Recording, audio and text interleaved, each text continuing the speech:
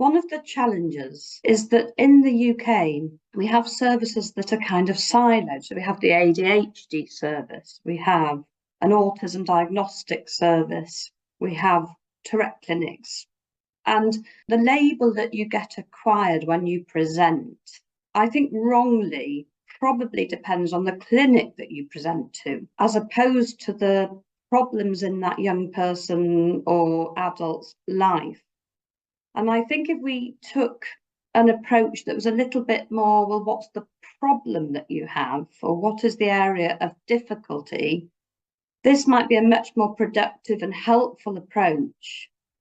Now, the difficulty we also have is that people need labels. And it's very interesting, isn't it, about which label is felt to be the most important. And I think we don't understand this enough.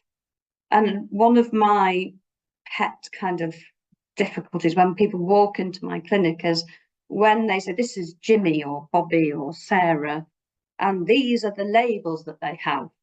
And you start to hear dyspraxia, depression, dyslexia, inattentiveness, ADHD, OCD, Tourette syndrome. And you think, oh, hold on a minute.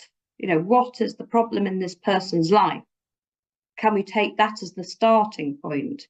I think that the prevalence is high. I mean, we traditionally use the percentage of around 1% of having Tourette's, but if you start to widen the umbrella and look under the umbrella of all the different overlapping conditions that you've alluded to, the ADHD, autism spectrum, OCD, then you can often find tics within the children who present in these different services.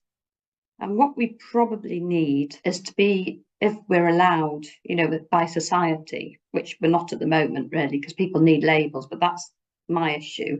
If we could get the support and the help without the long list of labels that don't tell you anything, and focus on the areas that need solutions, the problems that present, I think we'd be in a better place.